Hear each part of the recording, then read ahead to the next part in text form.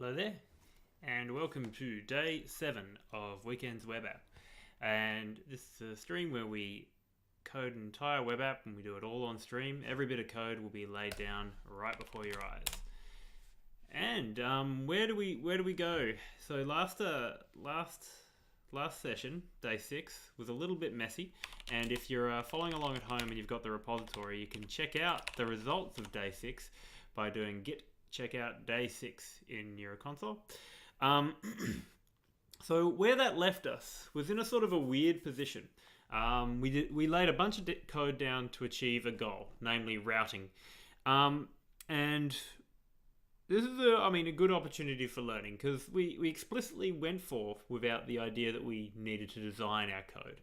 And I never used to put a name to this style of coding, but when I watched Handmade Hero, which this series is very much inspired by that concept of doing an entire project live and showing the whole thing.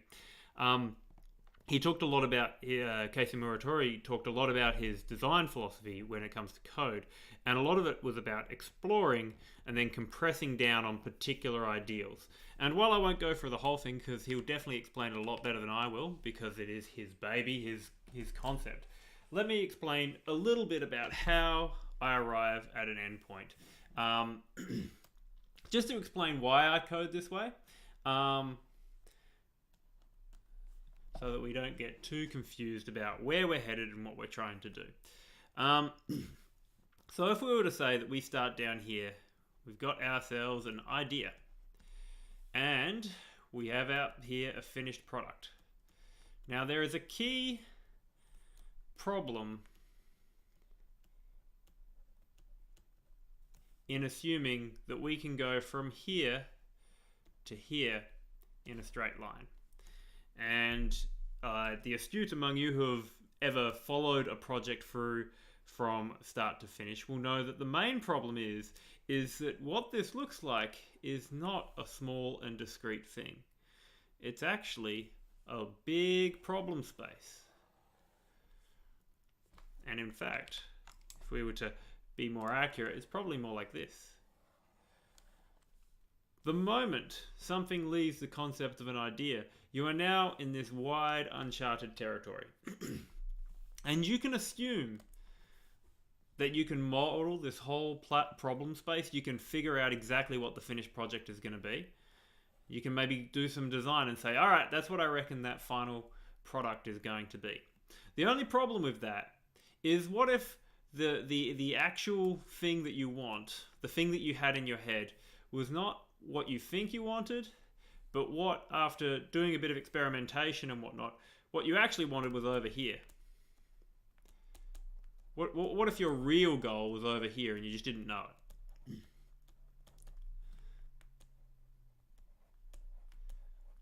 And this was just filled with compromises and half-baked assumptions and all that sort of thing. And there's nothing to tell you you're going the wrong way, right? When you're in the process of developing, you can have some ideas about what the final product will look like, but the problem is it's very hard to foresee all of these things. So, like the thing that Casey Muratori talked about, and what I'll cover over briefly, is this concept of expansion and then compression. If we don't know how to get here, and how we get here is not a straight line, how do we deal with that? And there are a bunch of different ways in which projects deal with it. The very very risk-averse way to approach this sort of thing is to say, all right, we've got this idea. We are now going to go and make massive specifications. And these massive specifications are ideally going to say everything that we need to do to get to this finished product. But because of all that, there's a lot of assumptions that are made here, because there's literally, there might be experiments and there might be research, but nothing practical, nothing in the build process where you actually see the product. And the problem with that, of course, is if the massive specs define this product and not this product, well, you've still wasted your money, right? And you've probably put even more effort into getting to this point. So the expansion and compression way of thinking is, instead of going, let's design all of this up front, what we're going to do is we're instead going to do what feels right, with the understanding that this code can be thrown away. This code can be walked back, and this code can be it's an experiment, right? So you start off with a bit of exploration where you're saying, all right, I need to find somewhere that works within this space. And eventually you'll find somewhere you like, or maybe it works here, but you need to shift it a bit, and that's fine. So you find a place where you're happy with the code, or at least what its functionality is, and then you start to compress down on that space. So you start to go, all right, well, now that we've explored this concept, we now need to get rid of all of this. In fact, I'll use a different color for that. We need to get rid of all of these bad concepts that don't work and lock down on this section here, right? And once we're good, then we can start another realm of expansion where we're exploring the problem space, exploring the problems that are at hand. And sometimes it might mean that we're off in the weeds and we have to start to work our way back towards what we really want to do. But the idea is by doing this, every bit of code that is actually created in the expansion is us learning, because that's really important. And then as we compress down, we get rid of things that are not useful to us in that space. We're getting rid of all the parts of the concept that are weak, and then figuring out how to compress it down to something that is useful to us, well thought out for the problem as we know it currently. And the idea of this is that code needs to be considered sacrificial. We don't write code to assume that it will stay there forever. In fact, we aggressively delete code once we feel like we've arrived at our proper solution, because we want to simplify things back down to something where we can understand it. And part and parcel with this is the concept of being able to isolate our code. So once we understand what these different concepts are, we need to put them in little boxes. We need to be able to understand, all right, here is our router here. And here's the problem which we had during the last stream, right? Where we had the router, but we've actually got another concept here, one of a renderer. Okay, something that actually renders the views.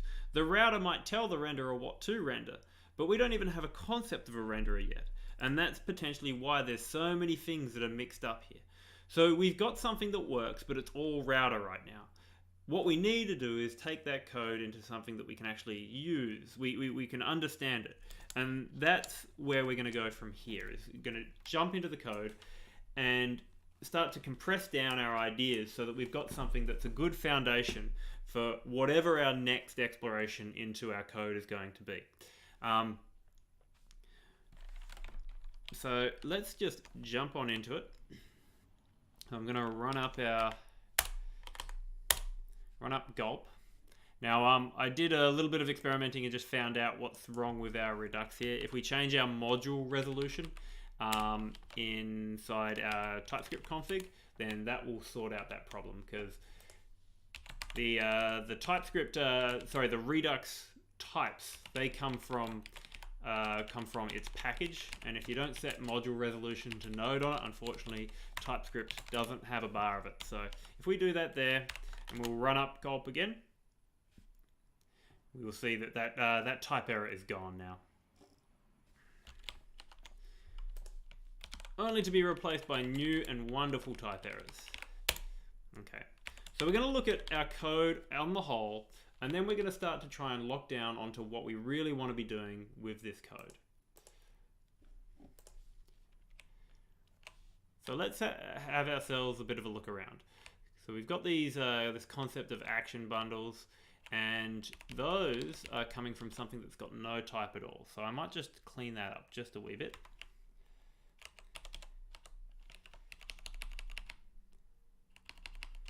Actually, no, we'll leave those type errors for now because we will be cleaning them up. Let's look at the real problematic code, which is in router/index.ts. So when I was talking about the concept of there's routing in here and there's rendering here, so the big problem is we have ourselves a router.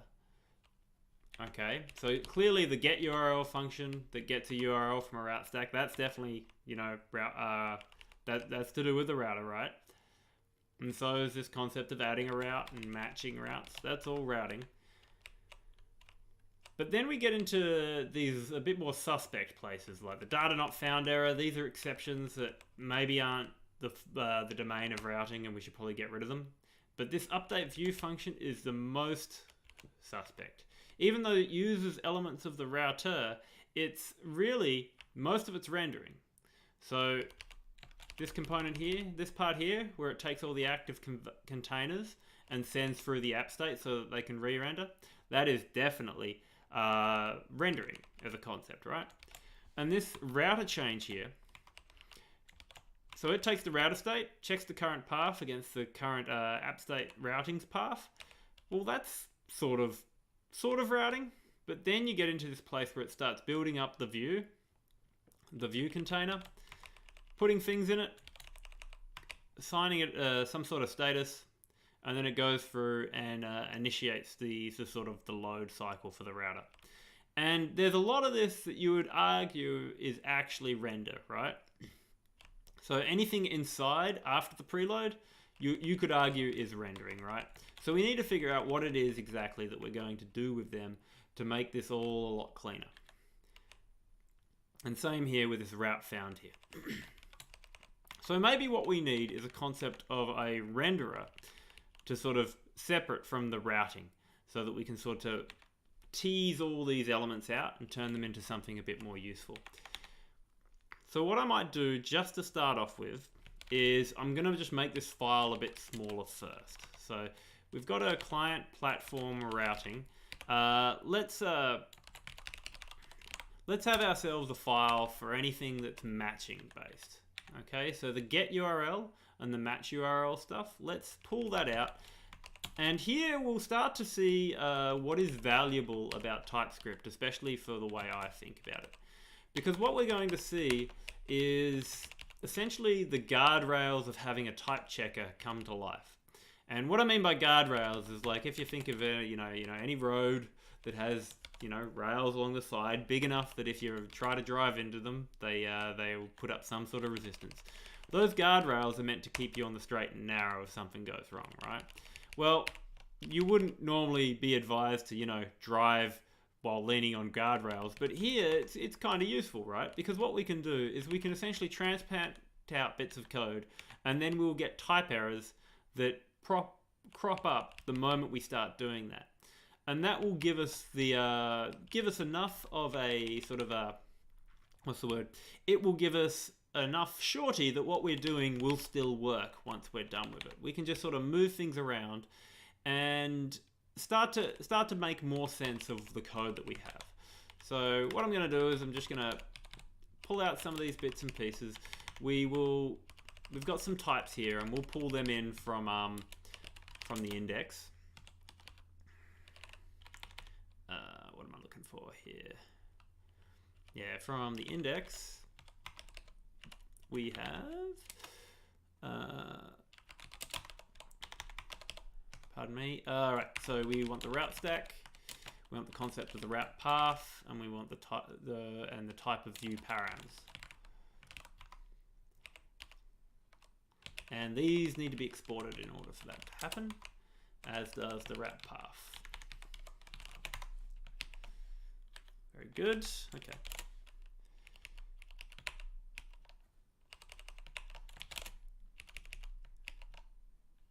Okay, so we have an issue in here because we don't have a match path to route anymore, so we'll need to go and get that.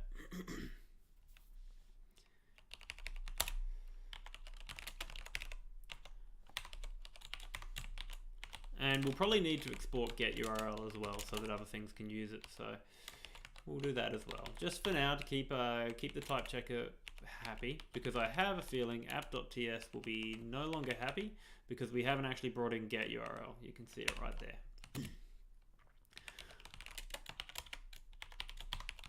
So we're just going to make sure export get URL happens. Oh, yeah, I wonder what will keep this happy. That'll work, won't it? Yeah, that behaves itself. That's fine. So yeah, we can export get URL as well, and keep that all good. And if we jump over, so we've got these type elements for this counter, but I don't care too much about that just yet. So we'll jump back over to our app and see if things still work, which they do, which is good. All right. So all we did is move some code. We didn't actually make it more understandable yet. That's still to come, but we'll slowly work our way there. So now what we have is we have some helper functions for building up the route stack as a concept. And those are really initiation functions, if that makes sense.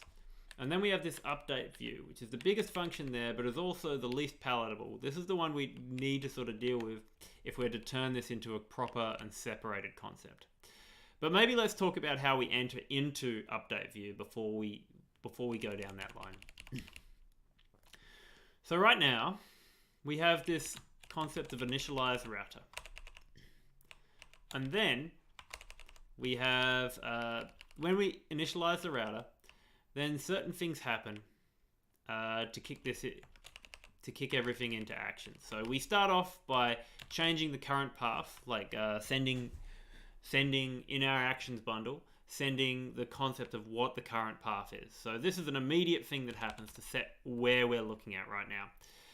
Now, if we were to if we were to go from there, these are all the events that happen as that update view happens, and then finally we have this update view here. Now technically this update view you would argue is not necessary because we're still going to do the store subscribe and we're still going to have this event happening here. So really there's no reason why we couldn't transplant the update view concept out into some sort of rendering concept. And once we transplant it out, then maybe we can make something a little more accurate about what's actually happening in this what's actually happening conceptually with this. So what we're going to do is we're going to make ourselves a directory. We're going to call it we'll put it in platform and we'll call it renderer. And when I use the term renderer, we will eventually be rendering a lot more things inside units, but this is sort of the top level concept of what we'll be making sure everything renders. And we will feed the renderer functions and concepts of the views and whatnot. But the idea is we just tell the renderer what views to render, and routing can take care of its own thing. That determining of what is meant to be rendered. But let's again follow the thread before we get too hung up on whether it's the right design decision. We'll start to see what it is that we can tease out of this concept, right? So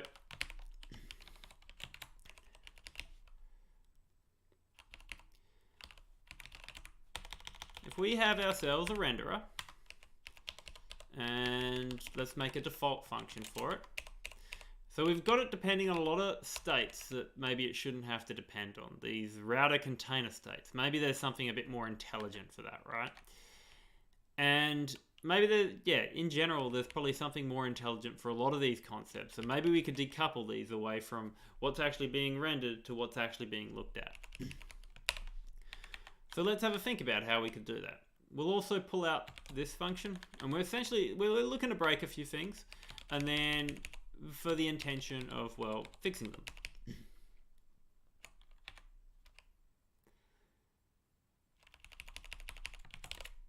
Alright, so we've got ourselves this update view function, and this is insufficient currently, but it's depending on type. So, I mean, technically we could probably make it work. We could just feed one to the other and it'd be all good. But what we really want to happen is for the update concept, we don't want these to really know each other too much. So likely it'll be a case of initializing the router and then initializing the renderer. And the idea is the renderer should only think about rendering things. So maybe a good way to start thinking about this would be to start to isolate things which are truly render-only concepts. So this little part here, the one that makes sure that there is a little slash on the end, I think we could argue that that should be something that automatically happens in this process here in the router. So that should be abstracted away from our concept of rendering. We shouldn't have to think about it. So let's do just that.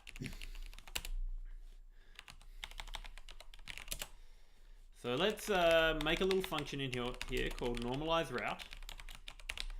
And the normalizing that will take place is it will always make sure that there is a slash on the end of it. And if there's not a slash on the end of it, it'll do a push date to do so. Actually, it doesn't even need to do a push date in most cases. In some cases, like here where we do a push date, what we could do is we could normalize the route before we even get here, before we even do the push date, and make sure that everything is all hunky-dory. It's really only if it comes in for a path name. Yeah, only if it comes in for a path name call like this one here do we need to normalize it manually with a push date first. So let's think about those right there. So we've got a target route with a string, and all we're going to do is if the end of it, so if target route dot length, and remember this is the way to get the last character or last item from a list, or an array rather I should use as a word, or a string. String is just an array of characters. If we do this target route dot length, we'll get the end of it, we'll get the last character, and if that is not a slash, then we need to just add one, right?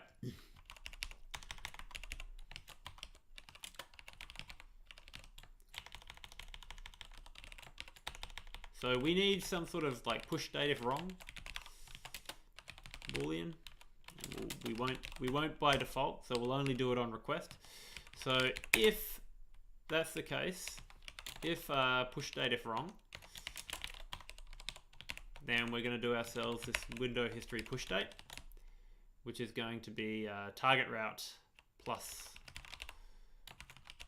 the slash, and then we're going to return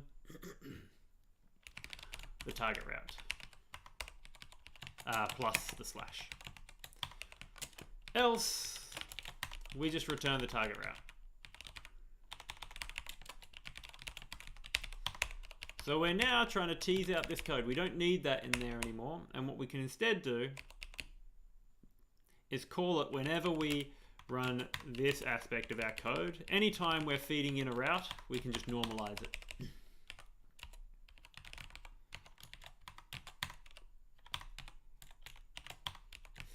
So anything with push date, we will push date if wrong. Same with this one here.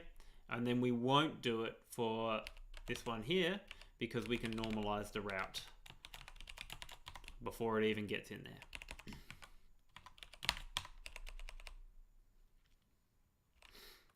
Okay, so that pulled out one routing concept out of the render function. Now let's see what else we can do.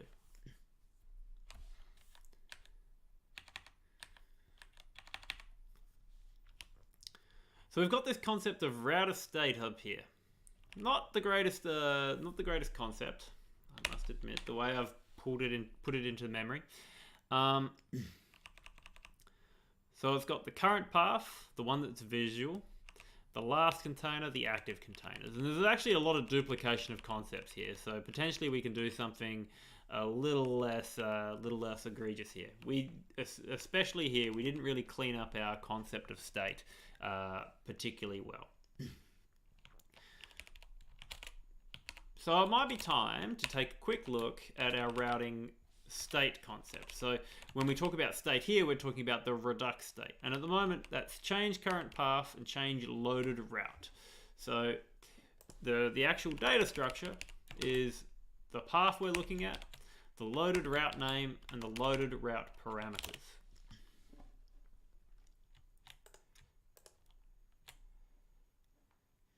Now, we don't have nothing that works currently because update view is not defined. So let's get that sort of working, even though the types will not be happy with how things are laid out.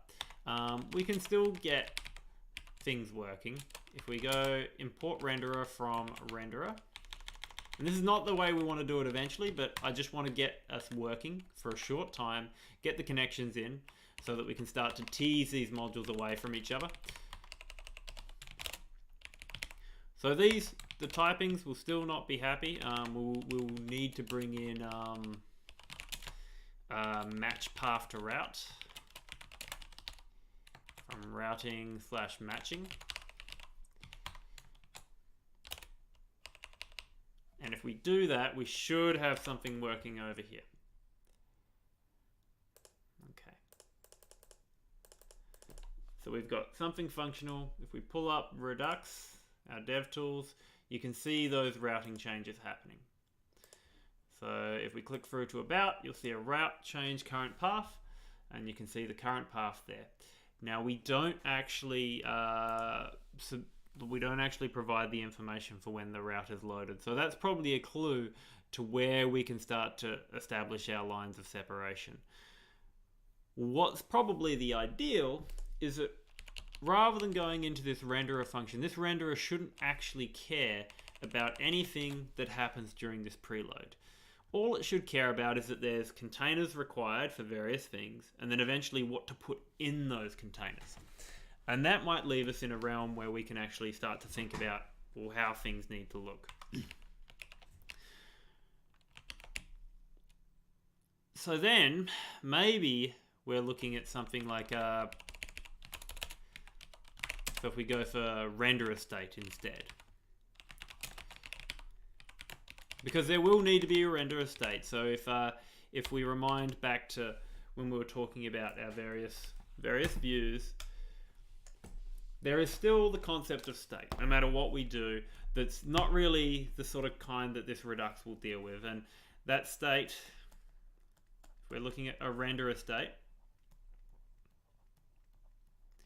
we're still looking at this concept of we have a blank page, and then eventually in that blank page, we will start loading, well, almost immediately, we will start loading our view.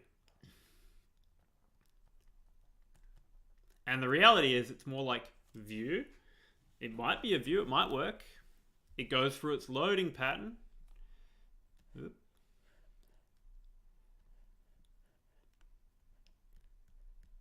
And then you've got a view. And then after that, when you click some sort of link, we end up into this new state where we have, and obviously these would be largely laid over each other, but, well, not obviously, I shouldn't say that because all sorts of people could be watching this. But what will be happening is this view, this view that we came from, this one will now be a stale view. Okay, it's one we're transitioning out of. And then we have yet another view with a question mark, because we don't know whether we'll get a 404 from it, a particular page, all sorts of things, right? And then eventually what will happen is we'll transfer through that. We will have view, and it's right at this moment that our stale view, I keep on getting a different color every time here, that our stale view will then be destroyed, and then we'll have a view, right? So there's always this concept of various view containers being here. And if we want to expand our concept of what a renderer would be doing, well, there's more, right? There's maybe a header that's always going to be updating based on what's happening and always visible potentially, right? And then maybe there's a little support bar. Maybe up here there's a little connection status thing that shows when the internet's actually up, right? Or like once we start actually communicating with some sort of server, whether we're actually able to sync, or and that's sync with a SYNC, or synchronize. So we've got these concepts of Chrome, I often call them, but I mean we could call them persistent elements or something like that. And then we have view elements, so things that are very much dependent, they come and go as routes come and go. But because of that, we need state. We need a concept of state. We need an idea of what containers are here, what containers are not, because over time, this changes. And it's possibly not the cleanest thing to put that in Redux state. But we do want to isolate this concept. We want to make it as easy to work with as possible. So we don't want to be thinking too much about that view question mark until the router says, all right, the thing's loaded and apparently everything was good, so we can keep going. And potentially the way we get through this is by starting to name our routes so that this information can be shared. And in fact, we do that. So maybe a better way to think about would be to name our views.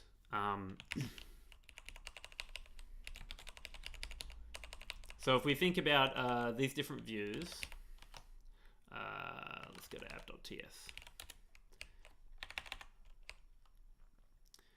So at the moment, the path and the view function and whatnot is all tied up together, right? So we have a route that we call home, and we have a view that is also called home that has a preload concept and then a function.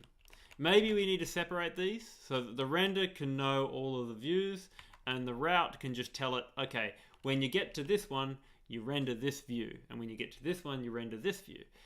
Maybe that's the way we sort of break apart these concepts, but maybe I'm getting a little bit ahead of myself. Maybe it's time to look at the code itself and then go from there. So I'm just, oh no, I've got to save what I've done. Ah, yes, because I was thinking about a render state and then I went into my little sidebar. That's what happened. Okay. Just one moment.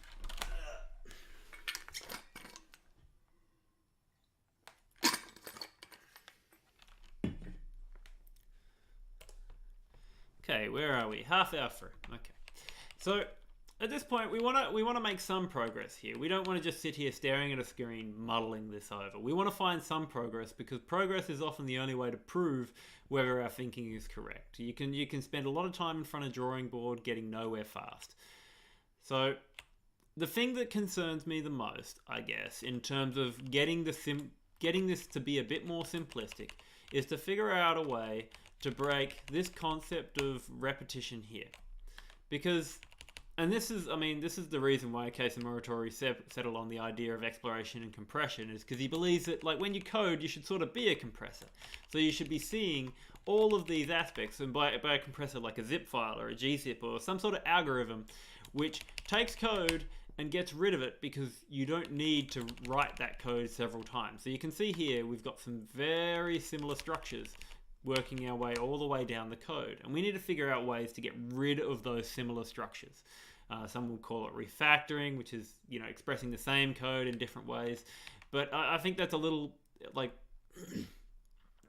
you got to think of it like a little more holistically than just some narrow thing that you sort of cordon off in a particular area. You should always be looking for the opportunities to do this, but you shouldn't be looking for opportunities to remove code before you've even written something that works.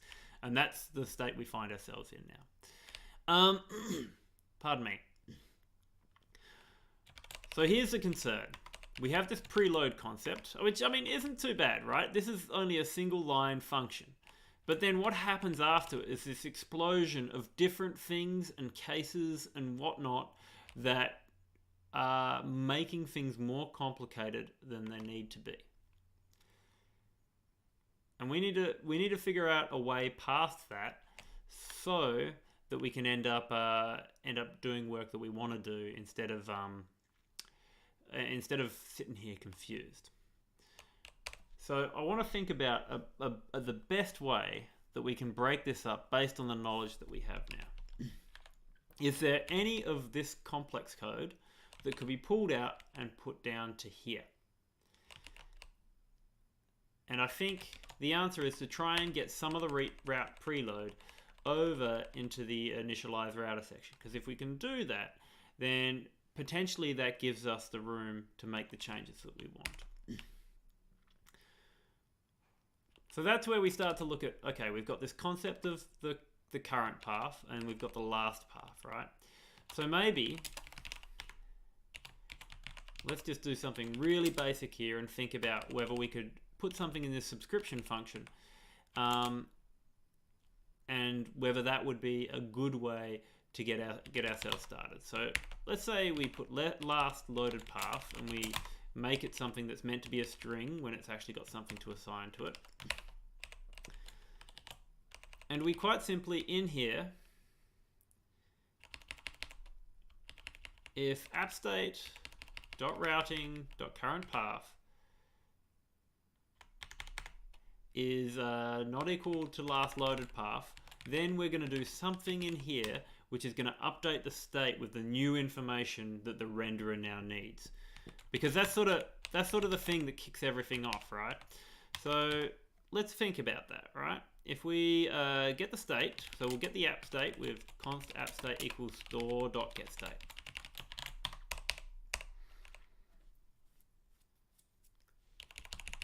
And we'll get rid of this just for now. And we'll also just comment this one out as well. I don't know if we probably won't bring them back, but we'll have a look at them. Now, what are the router specific things that happen after this if statement? Let's take a look. So here, no router specific stuff happening here. This is all render specific. So renderer, renderer, renderer. Now all of this is renderer here, by the feel of it. And we can update last loaded path because we want to only go through this code path once. Okay. So now that we're in here, we want to find the correct route. So that's what this function's about. It finds the correct route from routes. And where does routes come from? It comes from the route stack, which we have just up here on line 57. So that comes in already when we initialize the router.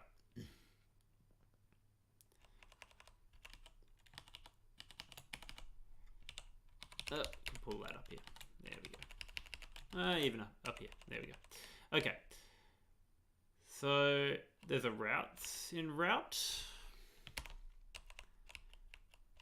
Surprised why that's freaking out, but anyway, it's because it doesn't return true. That's why, because it needs to actually return something to be happy that that route found concept is working. Okay, so there's a concept if the route is not found.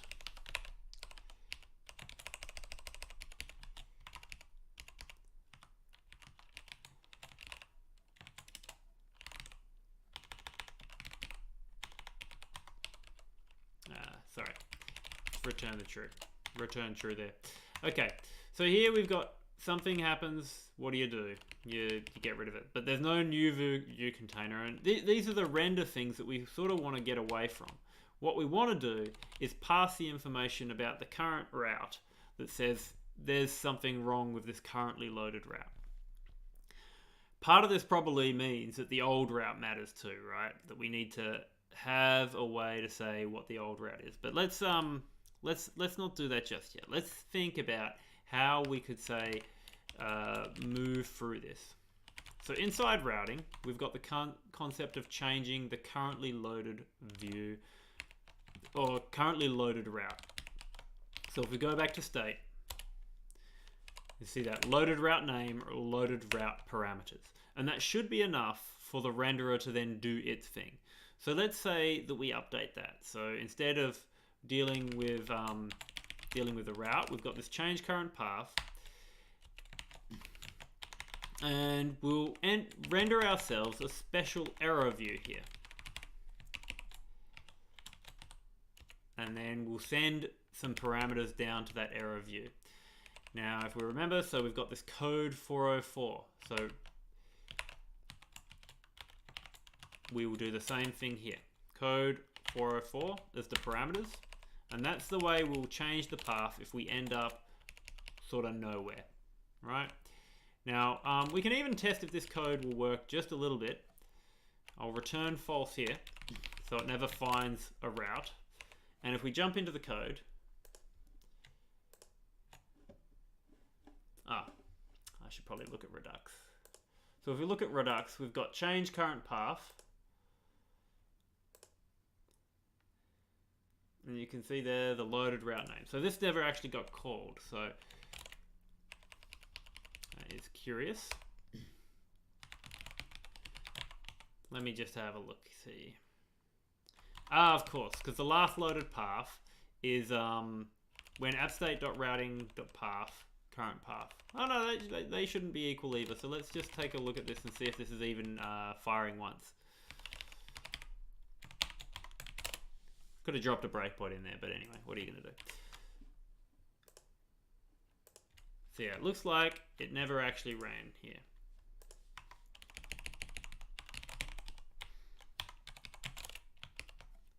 And that's probably because the store, yeah, the store is already initialized, right? So we do potentially want to pass off this, we want to do this action, and we want to do this action right at the end, after the store subscription occurs. And that way, that should mean that we end up with our function tripping. So yeah, there our listener goes. And then if we look in Redux, we'll see our change current path.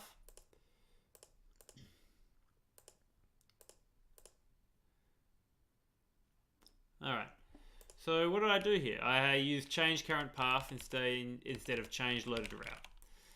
Amateur mistake, okay? Let's fix it. So now we've got change current path, and then we've got change loaded route. And then when that loaded route, you've got the loaded route name of error, and then you've got the loaded route parameters of code 404. So here we've got that first unhappy path. Now let's see if we can tease out more unhappy paths. So I don't actually need that code anymore. Oh, no, I don't need it. That's right, because I'm reducing code here. Let's keep on going. So we can potentially bring in a bit more. So inside this function, we've got the const of view parameters, and that's based on the current location, which we can just go last loaded path.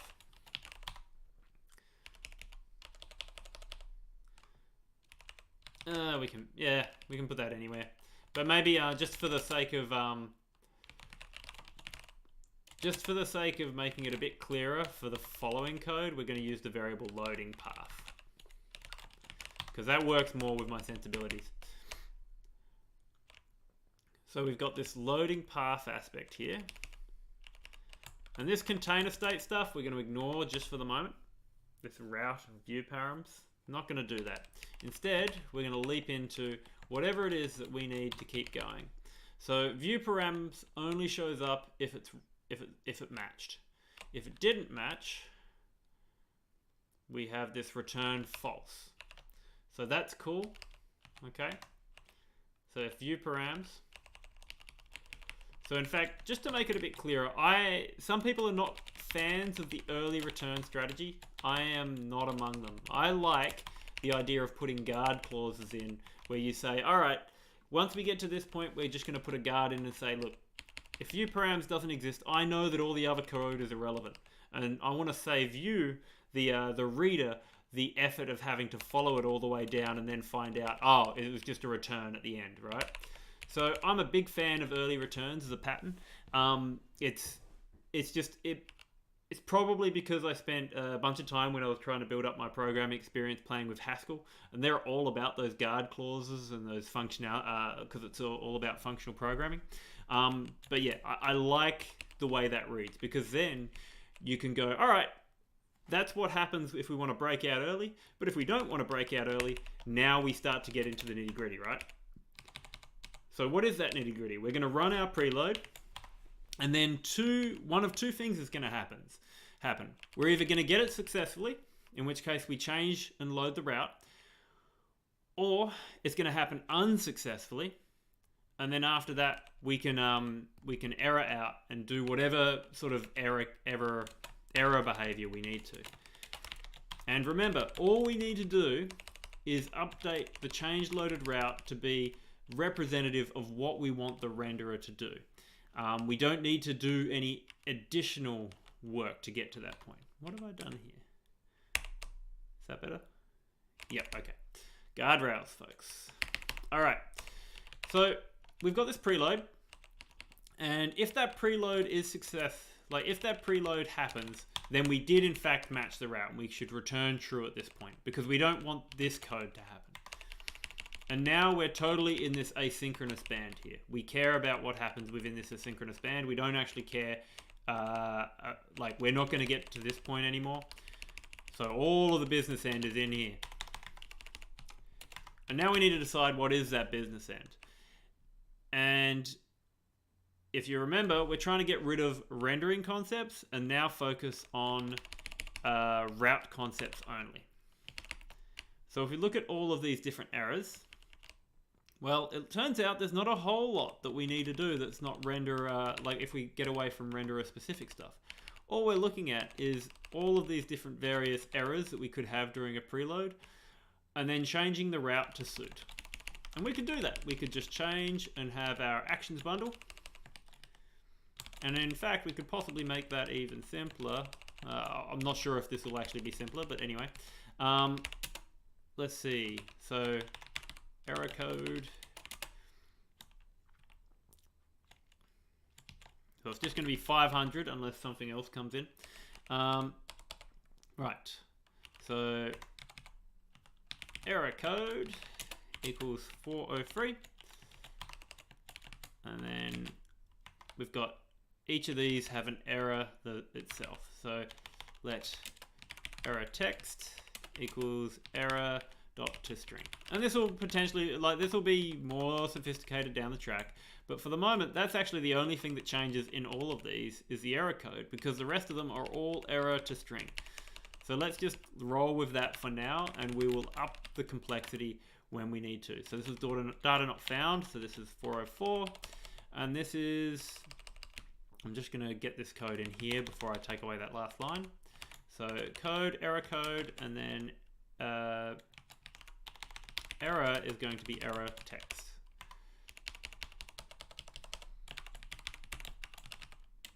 So the very last one is essentially back to that error 500. And in fact, we don't need that anymore. We can get rid of that line as well.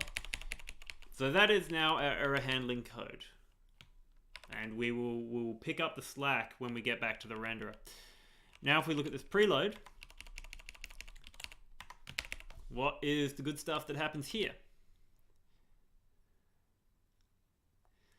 So there is one tricky aspect here, and that is right here, this concept of try and catch. So that would be a bug that happens in the render function.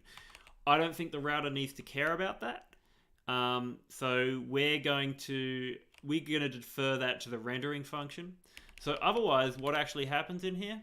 Well, in the renderer's concern, not a whole lot, because essentially it can quite comfortably say that we can now change the loaded route to be, not that, but view params, followed by the route name. And that should be enough to connect to the view, tell the renderer what to do, provided the renderer also has access to the route stack. So that's this is all contingent on the router having access to the, the renderer having access to the route stack. If it doesn't have it, then this wouldn't work. But that's okay, because we're not going to worry about that yet. Okay, so now what we'll do is we'll just see if our store is doing what we intended to do. So that was after that short 1 second delay. The preload happened, and then it loaded the route. You'll notice it doesn't show actually the change in params because the parameters are identical. So there's no diff there, but you can see that load change there.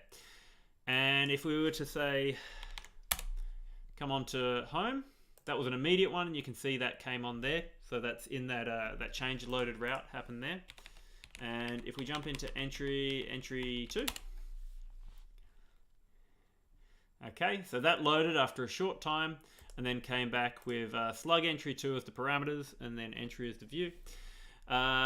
Let's check that out for entry 3, which if I remember correctly, I made a data forbidden, and you can see that. So when it finally loaded, it loaded with error and loaded route parameters. All right. So now we've got, if we strip this out, I mean, there's still asynchronous code here. There's still some elements that are not quite so easy to follow. and maybe some light commenting will help that be a little clearer. So let's just do that. So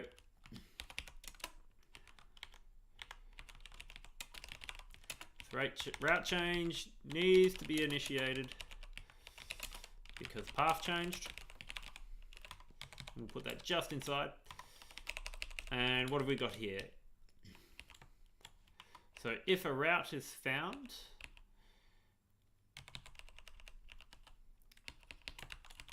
route matches if viewparams is not null, begin asynchronous loading.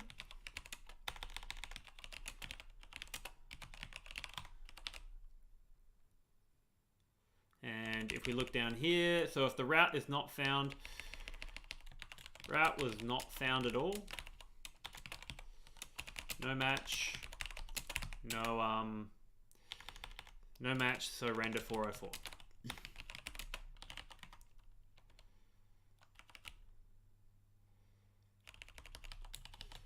So here, error occurred during preload. Render error, render relevant error page. And finally here, this is the happy path. Route, preload successful. Begin render. Alright, so here's our concepts. And that's our router. But we now need a renderer to keep up with that.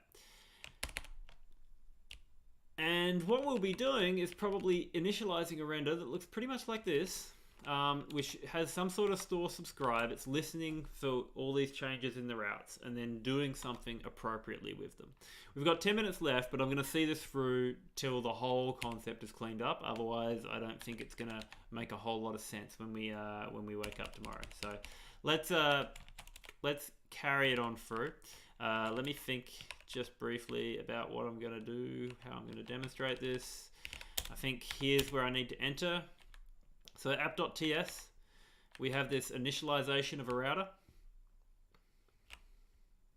And we need to initialize our renderer as well. And we're going to initialize our renderer before we initialize the router so that the renderer is ready to receive whatever the router is giving. So if we've got this default function of renderer, we're gonna nix that. That's not going to be the default function. The default function is going to be initialize renderer. And the idea is we're going to try and pull out some things that are maybe not what we need in this space. The concept of the route stack is still required. Eventually we'll be importing these from a single place, but for the moment I'll just roll with that. So we definitely need that route stack, and the reason we need that route stack is in order to get the renderers, which are all attached to the route stack. So all those render functions, all those names, the things that we actually search to determine what function it is that we're going to use, that's all there. We need to use that. Now, what else do we need? We need the container element. Now, how does that get fed in here?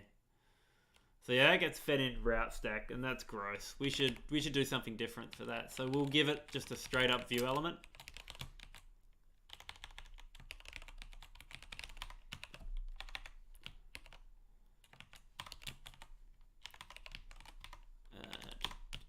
What's going on with my typing today? All right. So if we have a look in routing index.ts, we're starting to remove various concepts from here now.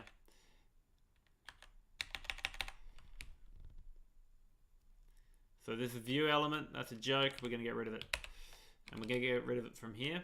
Because what we want to do instead is, if we grab ourselves our, so we import our, where are we going? Okay. If we import ourselves our initialize router, or initialize renderer rather, from zip.platform.renderer. And I suppose it's worth noting, eventually we want to reduce the amount of interaction we have with these various platform layers. We don't want to be thinking about them too much when we're really developing in Angular. So it's important that while like these function calls are like, we're eventually nesting things to a point where we don't have to call too much or know too much about the internals. It's really hard to design your way to a point that you know how all of that works, which is why we're just using functions and gradually building out on them. But each of the smaller components that we're creating inside this are ideally fairly robust, so we can change them or depend on them, change things around them, change the wrappers on them and whatnot without feeling like we're messing things up too much. So we're going to send to the renderer. We're going to send our route stack. We're going to send our view element. We will do this better down the track, but for the moment we'll just send the view element straight up. And we definitely need the store. And we need the actions bundle. It's not ideal that we have the actions bundle, but we kind of do need it.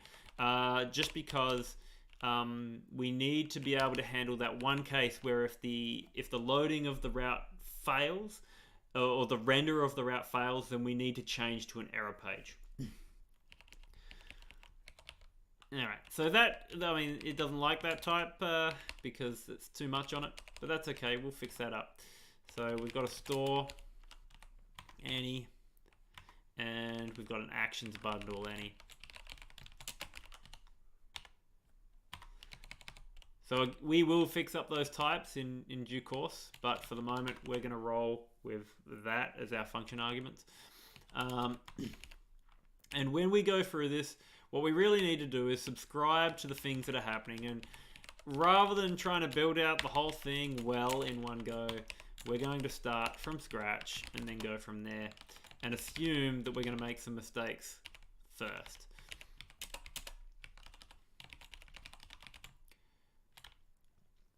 So if we subscribe to the store, we will be able to figure out whether this container is at least somewhat listening, right?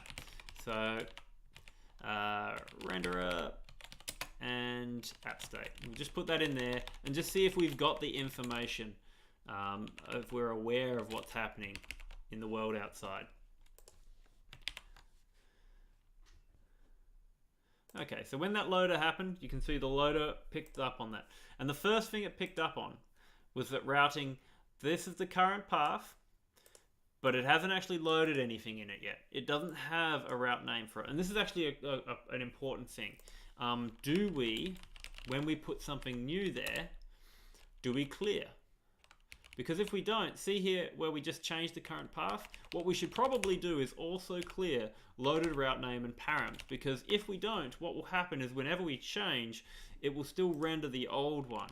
And technically we should probably sort of dismiss the concept of that. We should say, all right, that current path, that's old news. The renderer can handle that, right? But what we need to know is going forward what we have. And what we have going forward to start off with is kind of nothing. So let's, whenever the route changes, we're going to make sure that the loaded route params and the loaded route name are just nothing. Right. We've got entry free. That's a bit slow, so I'm going to just do away with that and go to the home view, which could load instantly, which is good. Okay, and you can see that that loaded up. Quick snap. Now, in terms of our container stuff, we still want to do the idea that when we've got a location,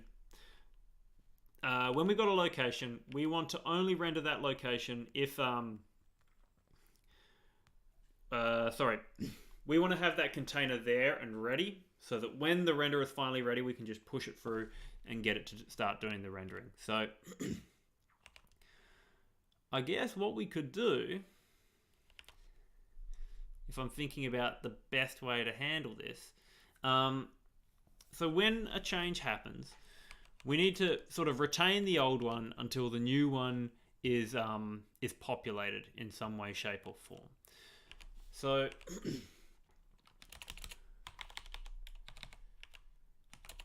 So if we think of just like some simple data structures here that I'm going to put together.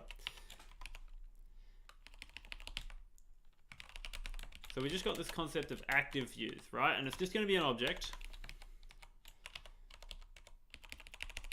And inside of that object is going to be the concept of export, some interface for view state.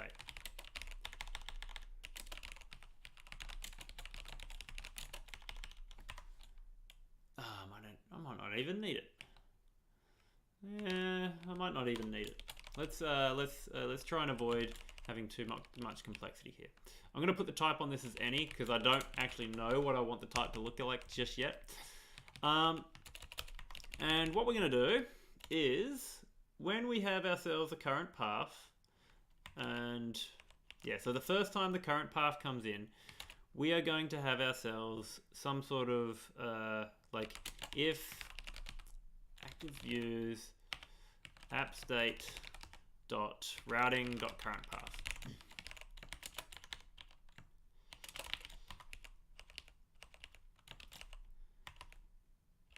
Yeah, and that's if the thing exists. If the thing doesn't exist, actually, like, let's do the not case.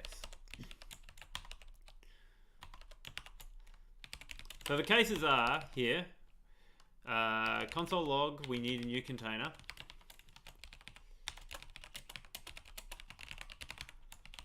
And then we create some container and maybe we put it in here, right? Like we put it in appstate.routing.currentPath.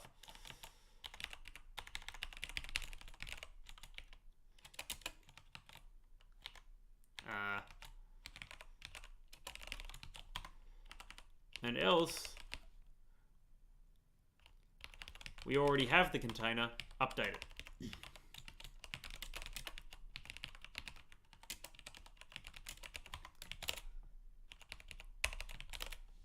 So that's sort of the basic functionality here. So we need a new container, and then after that, the second thing comes in, and we already have the container, so we need to update it. Of course, we're not actually doing anything here yet, so let's start to work through what we mean by this.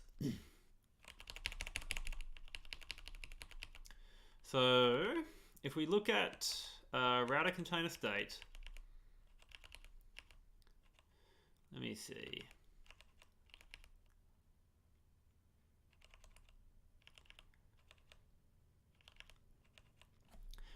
I just reminded of something that we'll need to keep in mind, and that's this discarding of loading of current path.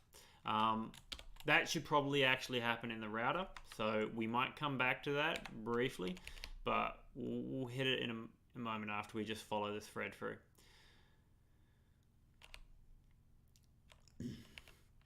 Right, so the current path, this loaded thing, we need a new container for it. Let's do just that, and we'll go from there.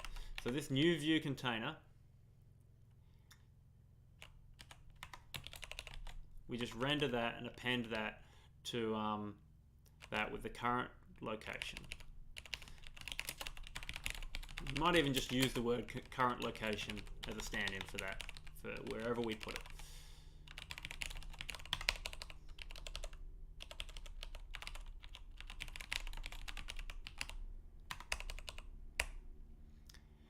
And potentially we could break that out into a function, but it depends on how often we do it, because if we don't use it that often, I'm tempted to just not even bother with that. So we've got the view element up here somewhere. Yes, we do. And what we can also do is we can take this view element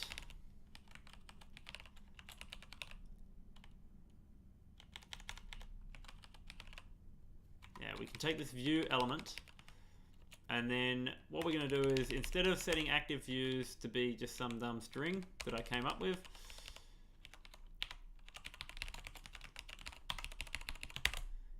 we're instead going to do this. We're going to put the new view container on it.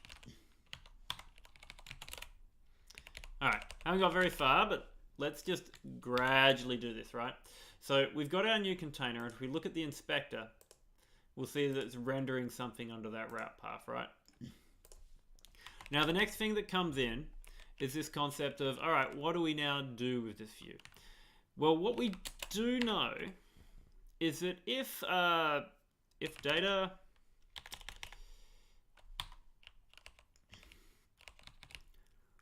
what's the best way to say this? All right, route to load equals app state dot routing dot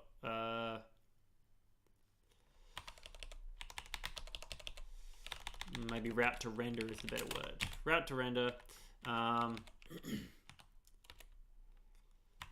In fact, this could actually work out really well. So we've got this route stack here, and what we need to do with that is, if we jump over, we'll jump out of that, and we'll have a look at this route stack. So we've got this list of routes, and they have a bunch of names, right? And we need to find, so let's grab that from utils. We need to find a route, okay?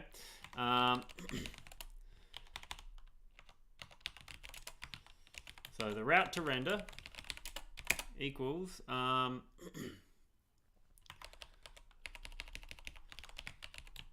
rather main route to render, because there will be old routes eventually. But that main route to render is essentially where we find over the course of the route stack dot routes.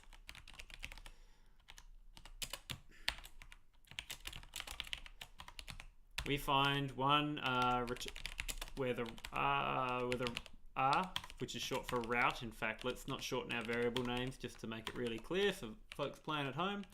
If route.name equals appstate.routing.current, what is it again? I forget. I'll just check the inspector. Loaded route name. That's the one. So if that's it, then we have a main route to render. Okay? And the idea behind that is that us having that main route to render is the thing that lets us know that we can nix everything else, right?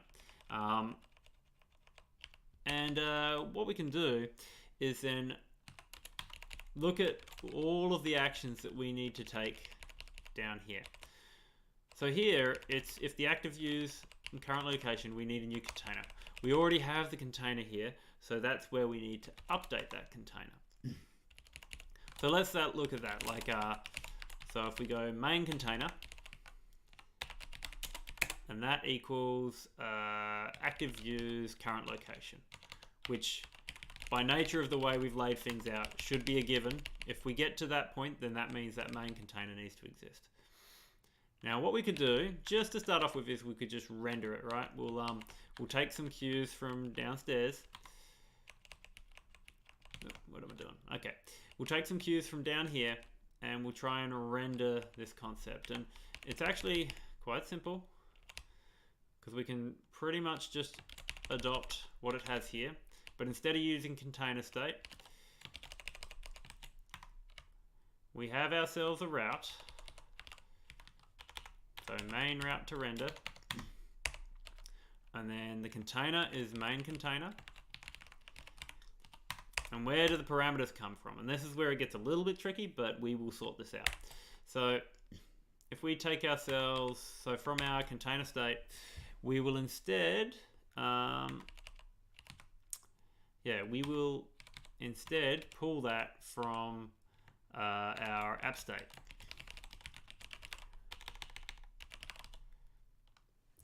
App state.routing, and what's the other one? Loaded route params, that's the one.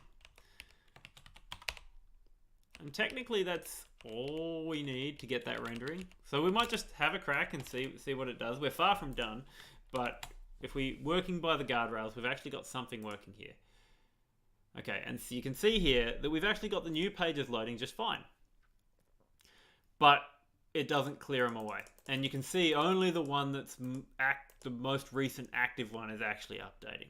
And just for curiosity's purpose, we could potentially make sure that each of these update as we get through this. So let's say we do get to this point.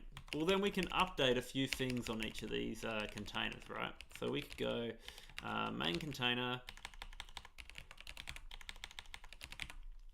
dot set attribute data route path, data route name, and setting that to main route to render dot name.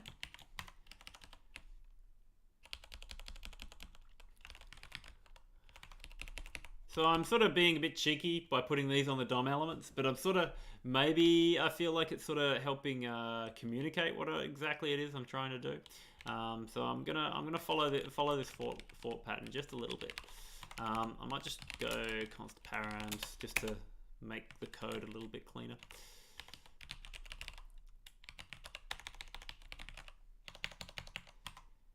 Loaded route params, which is short for parameters, if you're wondering why I keep on using the word params. Alright, so if we can go json.stringify, that's our way for us to encode all of these things into just a plain string. And you'll see why I'm doing this shortly, but I'm just going to follow this fort pattern just a little bit longer.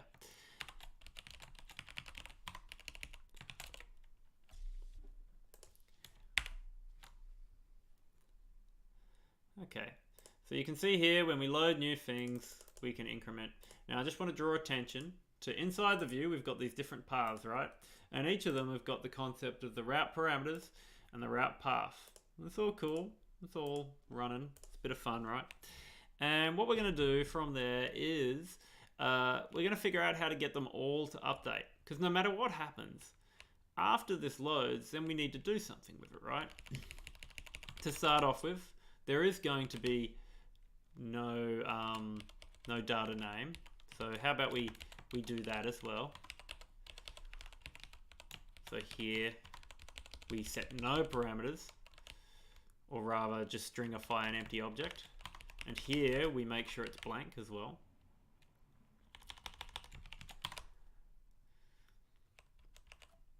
And then maybe that gives us some room to say, let's iterate over all of our paths.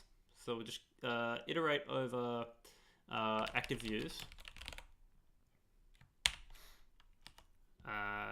Yep. Run a for each. Okay. So now what we can do is we can take so active element. So we can grab the container from active views by using the path. And then after that, we can go, all right, route name equals, and this is potentially a bit slow. You'd probably cache things eventually and whatnot, but for the moment, I'm just gonna, you know what? Yeah, this is a bit cheeky. Let's not do that. Let's clean up what we're doing just a wee bit. So here we've put in data rate, route path and all that, but we don't need to do that. So instead of setting these attributes, what we'll do instead is we'll create ourselves a little interface. Yeah, this is getting too cheeky for its own good. So we will instead have ourselves a container. We will have the name, and we'll have the params, which we do not have yet, okay? But eventually we will, and once we do, then we'll render the right thing in them, okay?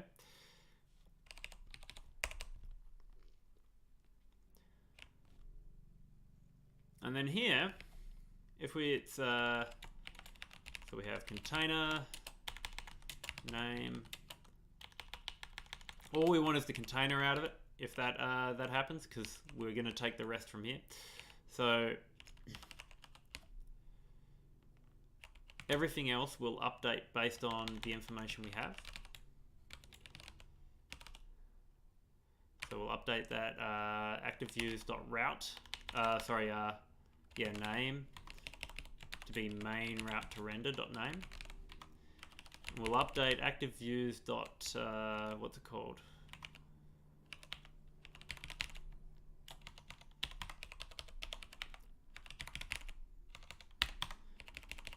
That's parameters, and we'll update that to be view params. Yeah, here we go. So now we're starting to come to shape. So the idea is this is the loaded view, right?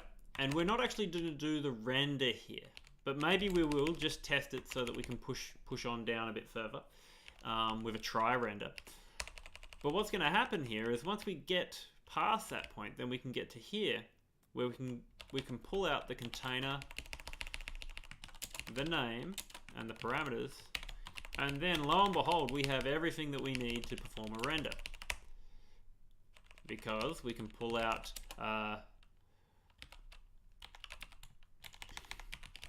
the route to render by running a find on the route stack.routes.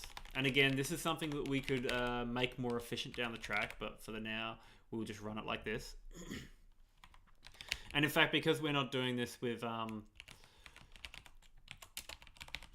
because we aren't doing this with, what's the word? Because we're just using accesses here and we're not trying to serialize it or anything, I can just put the route stack on there.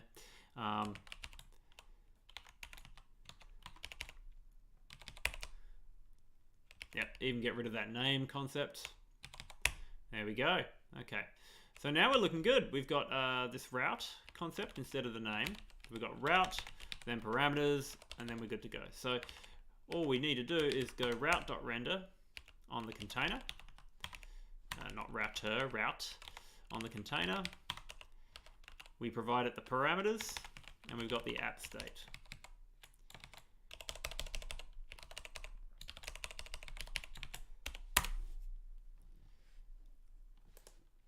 So if we carry on here, so I haven't actually dismissed any of these bits and pieces, and in fact, I should probably get rid of this main container here, change that to container.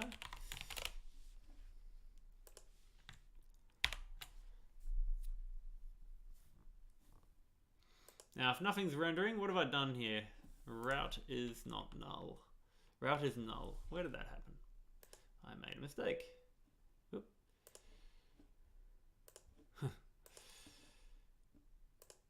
Don't much like what you're doing here for me, Webpack. All right, line 39.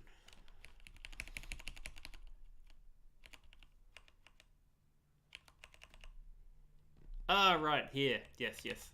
So if route, then we do all that stuff. That is our problem. So now we've got a render, all good. We've got an entry 2. You'll see it come up. And if I click back, okay, so now you see all these routes and you can see they're all updating for me. Okay, so all we need to do now to get the last of what we need here is we need this concept of potentially fading out the old one, which we might save for our series tomorrow, but for our session tomorrow rather. But all we need really to sort of see this aspect of it through is to clear away old routes that are out of date. And we can potentially do that right here, because here is where we're at a point where we know the route is loaded. So if we've got this active use current location, this is the first time it comes in, and we usually do not have the route at this point because we need that new container. You can get rid of this, all of this stuff actually as well. It's really just serving no purpose. And here, so here we've got this main route to render, or null.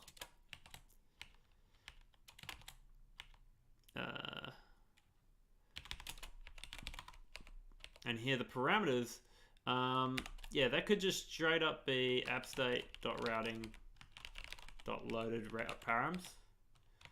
Most of the time it'll just be an empty object, but that's cool. And the idea there is by doing this, even if it loaded literally instantly, it would do the right thing. Okay, so if we have a main route to render and we get to this point here, so if we have a main route to render, that assumes we've been through preload. If we have been through preload, then that means that we can get rid of our... Yeah, if we've been through preload, then that means that we are allowed to carry on through and clear away any of the old keys. Yeah, so that's another thing that's a bit interesting, and we can filter those out, right? So if we look at object.activeViews, so if main route to render, we can take all of those keys, and then for each key path, if path does not equal current location, We just do that one. I don't need the triple equals. I got TypeScript. Nothing can hurt me. All right. So if we've got object keys, then we can start to strip things out of active views that are no longer relevant. So we can delete, if the path is not relevant, then we can delete active views. I'm getting there. All right, there we go. We can delete that active views path. And what that should do is, actually, we can delete it, but we also need to get rid of the container. So we need to do that as well. So here we can take this concept of the container from here, new view container, parent node, remove child, right? Okay, so I really didn't need to refer down there to check what I needed to do, but anyway, what can you do? So we need the container from active views path. We take the view container, so we take the container and we remove child from the parent node. And then we delete it off the face of the earth. And now what we'll see, if we have ourselves a look around. So we're in entry free, that's why that's taken a while. Or maybe not, maybe it's just plain out broken for me. Ah, yes. So that was one of the broken routes, so we need to fix that. So here, we've got things working right. And you can see it removes the old route when it doesn't need it anymore. We don't have that transition state where it's like, all right, we're loading now, let's fade things out. And we'll deal with that in due course. But for now, we're starting to simplify things. We do need to deal with what happens if these are error routes. And we do have a way to deal with this. So the main route to render is not always going to be a good one, because if it's a null, then the route to render is actually some sort of error route. We could make some sort of placeholder for that. Let's see that through, and then once we've got those error routes loading, then I think we will call it from there. But let's just see where we've got that function, that render error function. So that's currently in the route stack. So potentially we could just pull it from the route stack for now. It's not clean, but I'll live with it. So with this route stack, we need to find some sort of place where it makes sense to introduce this. And the route to render, I mean, we could make some sort of pseudo route for it, and that would probably work. It would work, wouldn't it? So let's say that if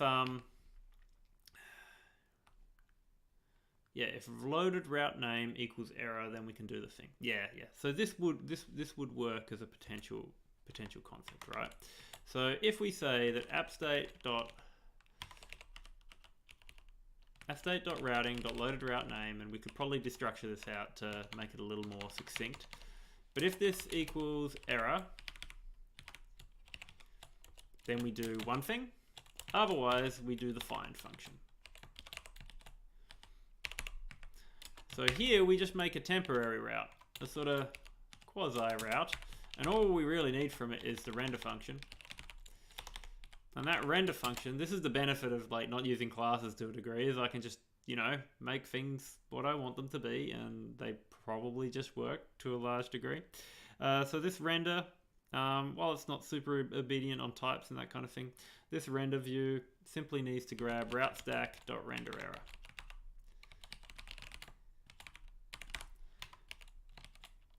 And that will actually be enough for us to render everything, I believe. Funnily enough. Let's check that out. Let's check if I got it wrong. So if I jump into entry free, it's going to come up with a delay, and I'll probably get rid of that delay soon. But here we go. So you can see that it updated, and updated with that error. Because if we look in Redux, we'll see that it changed loaded route to this error code, right? So it changed the current path to entry free. And then when it finally loaded the route, it came back with an error. Now, one other thing that we've got to sort of handle in this case is if an error happens during here, during this render process. Sorry, Python syntax coming back to haunt me. All right, so we've got ourselves an error here. And this is the one time where we will call an error dispatch while we're in the middle of this. And, you know, Redux probably isn't a big fan of me doing this sort of thing, but I can deal with that. I can deal with the disapproval of Redux from a conceptual standpoint. Right, so we're going to change the loaded route to error plus error text. So that error code is always going to be 500 because it was a passing error. And we're going to change E to string to get that final error. And what we've also got to do is make sure that main route to render realizes that it's time for rendering an error instead. So we can do that very simply by adding route stack render error here as well. This is another thing that will probably compress away real soon. But I just wanted to make sure that this error was not forgotten because it's an easy one to forget, and we want to make sure that we deal with that case.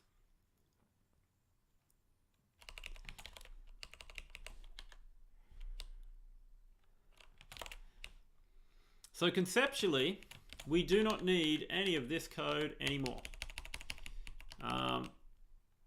That's possibly a little hasty of me because we got rid of the transition aspect of things.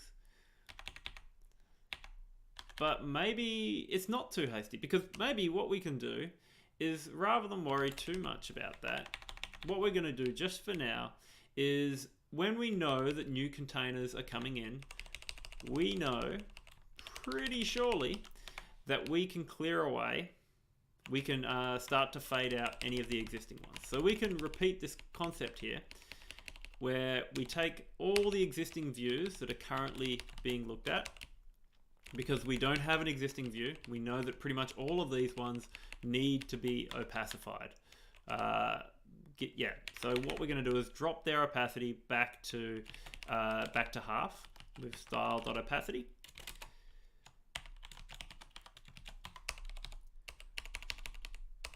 And then we've actually captured all of the functionality with, I'm hoping, a little bit more clarity.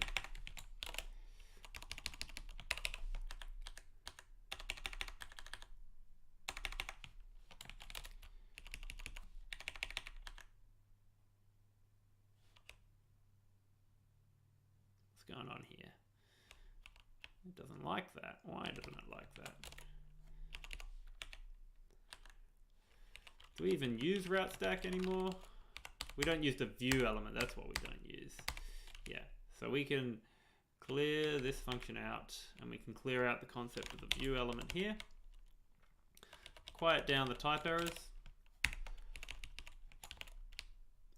And where we find ourselves is nearly at the finish line of pretty much this whole compression, refactoring, whatever you want to call it. So if I go back home, if I go to one of these, you'll see it fades out, comes in, goes home, fades out, comes in.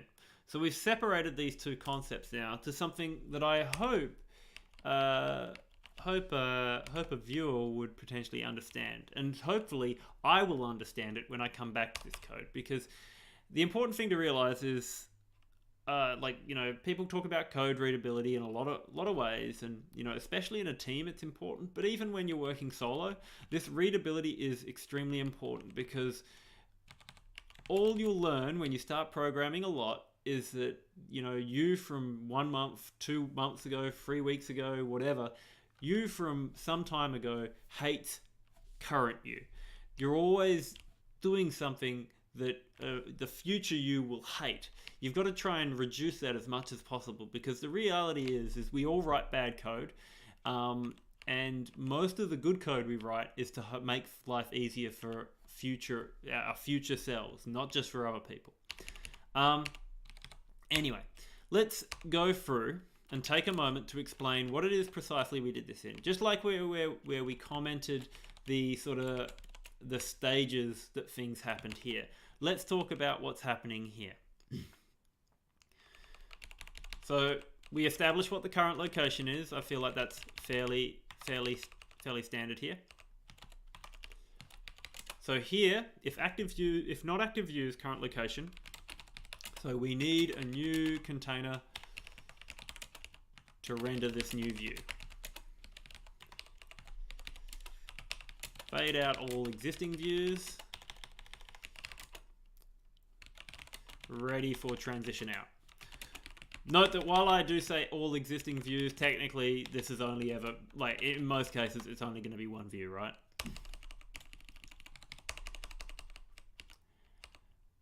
And then after that, we've got this concept of new container, new view container. So yeah, create the new container and add it to our active views cache.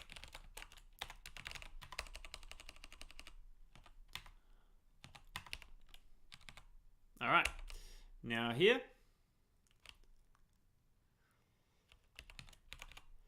we need to update our container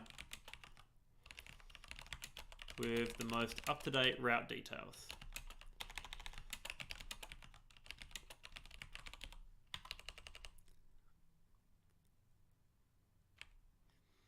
Now there is a slight problem here in that it doubles up the rendering because it actually renders twice. So this is a performance issue down the track, but I'm not going to worry about that too much because that's not a huge thing for us to fix down the track. But I just wanted to raise it as a thing. Anyway, we need to update our container with the most up-to-date route details. Try the render and expect to trigger a new route, trigger an error route if this render fails.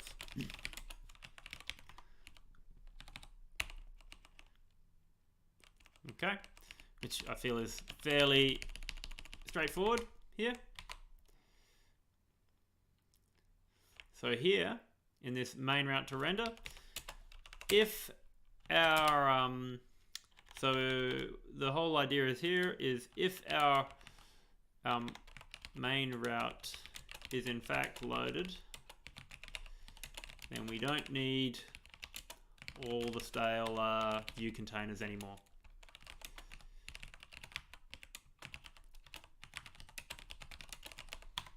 We will need to figure out something when we start to do transitions. We will need to figure out how to do this gracefully. We can't just knock them out, but we will get there eventually. And then finally, down all the way here, we've got a perform an update on all active views. And then I'll add it myself a to-do here. This causes the active view to render twice.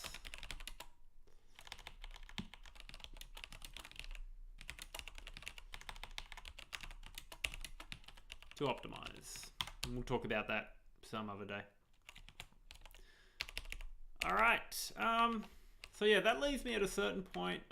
There was one last thing that I wanted to do, and I might just drop a to-do for that one rather than handle it. And that to-do was where we don't change the loader route. And in fact, actually, no, I don't need to drop a to-do. This is one that I can just knock off straight away. So there was one concept that was in our, give me the diff. Didn't much like me doing that. All right, so in the diff, oh, it doesn't have a diff, never mind. If I pull up the diff of this file, we'll see an old concept where we discarded the loading of path. Okay, now we had to sort of get rid of it at the renderer level when we did it here, but we don't need to do that no more. So what we can instead do is, what am I doing? If I get rid of him, so what we can now do is essentially just listen out for whether this last loaded path changes. So yeah, we've got this const loading path. So if loading path does not equal window.location.pathname, then we can just return. Because we know we don't want to we don't want to render it, and that's just a guard clause here. Begin render. Don't actually render if we've already moved on from this route.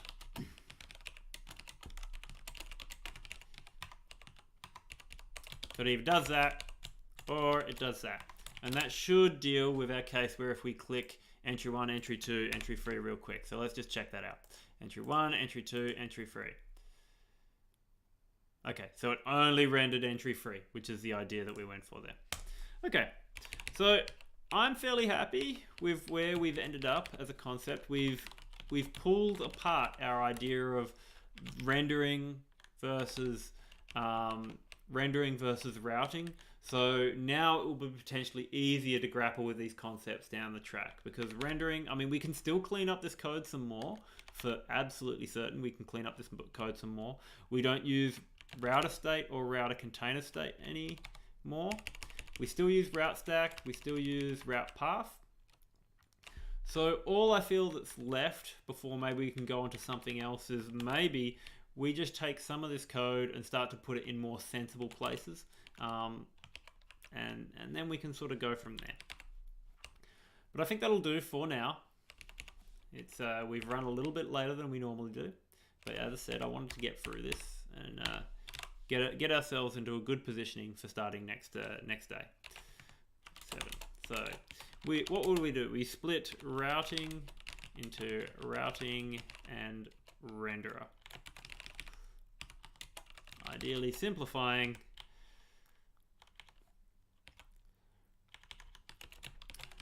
So what do? We separated concerns and made it easier to track the state of the router versus the renderer. And we improved readability. I would hope to think, anyone who followed along with us, that we improved readability so we can actually see what happens, what the sequence is precisely. All right. That does it for me. Is there any questions before we close on up? I'll just test that the chat is working.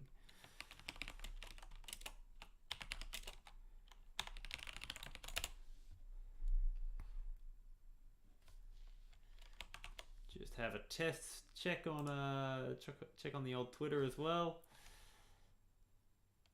Nothing on there. Okay, well, that's gonna be about do it. As usual, I'll go and check the repository over on the browser over here. So we got ourselves no issues, so no questions there as well.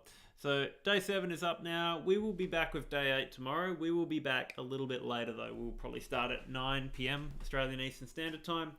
The reason for that is I'll be at our local web developer meetup, which you should totally support if you've got one local, because it really helps to learn to develop with a crowd. Misery loves company when it comes to software development. So yeah, support your local meetups. I will be doing just the same, and I will be back at 9 PM Australian Eastern Standard Time tomorrow. Anyway, thanks for watching. See you next time.